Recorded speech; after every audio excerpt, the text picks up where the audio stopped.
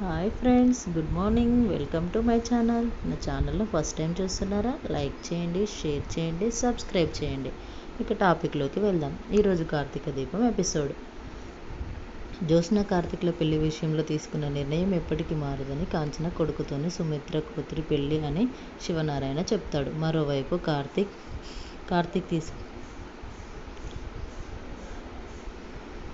కార్తీక్ దీపను తీసుకుని ఇంటికి వస్తాడు. అది చూసిన పారు రగిలిపోతుంది. ఇక కార్తీక్ ఇంట్లోకి రావడంతో పెళ్లి ఎప్పుడు చేయాలి అని మాట్లాడుకుంటున్నా అని శివనారాయణ అంటాడు. సుమిత్ర, నువ్వు ఇలా ఉన్నావు అని మీ అమ్మ అయితే పెళ్ళికి తెగ తొందరపడిపోతుంది. ఇక వచ్చే ముహూర్తాల్లో పెళ్లి చేయాల్సిందే. పారు దీప దగ్గరికి వచ్చి, నువ్వేమైనా కారు ఓనర్ అనుకుంటున్నావా? నా మనవడు ఏమైనా డ్రైవర్ అనుకుంటున్నావా? నీలాంటి దానికి కారు ఎక్కించడమే ఎక్కువ అనుకుంటే మేడం గారు డోర్ తీస్తే కానీ దిగరేమో. దీప, ఇంతకు ముందు కూడా మీరు ఇలా అర్థం చేసుకోకుండా మాట్లాడారు. డోర్ రాకపోతే ఆయన తీశారు. పారిజాతం, అసలు నా మనవడి కారు నువ్వెందుకు ఎక్కావు? వస్తుంటే దారిలో కనిపించి ఉంటావు. వాడు కారు ఎక్కమని చెప్పి ఉంటాడు. ఎక్కడానికి నీకు సిగ్గుపడాలి కదా. దీప, మీరు అనవసరంగా ఎక్కువ మాట్లాడుతున్నారు. ఏం జరిగిందో తెలుసుకోవాలి అనుకుంటే మీరు వెళ్ళి ఆ మనిషిని అడగండి. పారిజాతం, అయినా తప్పు నా మనవడిదే. కుక్కను సింహాసనం మీద కూర్చోమన్నంత మాత్రాన బుద్ధి ఎక్కడికి పోతుంది? దీప, నాలుక ఉంది కదా అని ఇష్టం వచ్చినట్లు తిప్పకండి. నేను చేయి తిప్పాల్సి వస్తుంది. నేను తప్పు చేసే మనిషిని కాదు అని మీరు అర్థం కావాలి అని ఆ మాట అన్నారు. నాకు హద్దు తెలుసమ్మా, వాటిని నేను దాటను.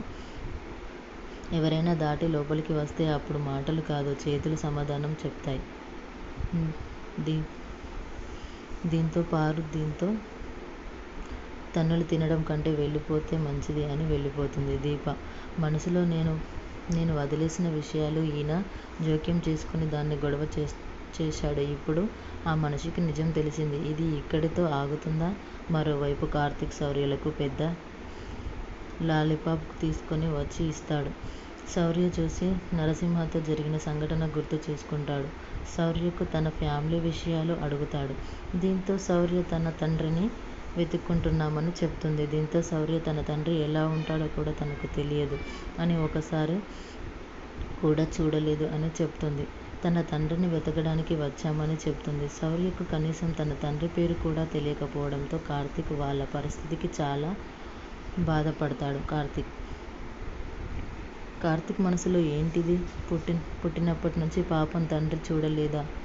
పేరు కూడా తెలియదా? అసలు వాడు వీళ్ళ జీవితాన్ని ఏం చేశాడు? శౌర్య, కార్తీక్, మనం ఫ్రెండ్స్ కదా, నాకు ఓ సాయం చేస్తావా? నేను మా అమ్మ ఎంత వెతికినా మాకు నాన్న దొరకడం లేదు. నువ్వు మా నాన్నని వెతుకుతావా? ప్లీజ్, నాన్నతో ఉండిపోవాలని చెప్తూ వెతుకుతావా? కార్తీక్, వెతుకుతాను శౌర్య, నువ్వు చాలా మంచివాడివి. కార్తీక్, మా నాన్న కూడా నీలాగే ఉంటాడా చెప్పు కార్తీక్. దీప, శౌర్య పద. కార్తీక్, నా వల్ల నీ జీవితానికి కొంతైనా న్యాయం జరిగింది అనుకున్న దీప, కానీ ఇప్పుడు అర్థమైంది పూర్తి నాశనమైందని. నాన్న ఇలా ఉంటాడు అని పాప మనసులో చాలా మంచిగా ఊహించుకుంటుంది. కానీ వాడు అలా లేడు. అసలేం జరిగింది? దీప కూతురికి తండ్రి పేరు కూడా చెప్పుకునే స్థితిలో నువ్వు లేవు. నిజంగానే నువ్వు భర్తని వెతుక్కొని వస్తే వాడు నిన్ను ఎందుకు భయపెడుతున్నాడు? ఎందుకు బెదిరిస్తున్నాడు? ఎవరిని అడగాలి?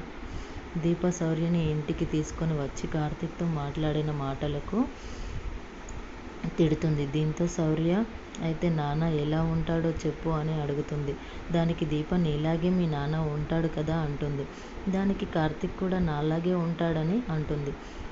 దీంతో అలా అనకూడదు అని దీప కూతురికి చెప్తుంది. అమ్మ, నీలాగా ఉంటే నాన్న ఎలా ఉంటాడో అని అడుగుతుంది. ఊరిలో ప్రేమగా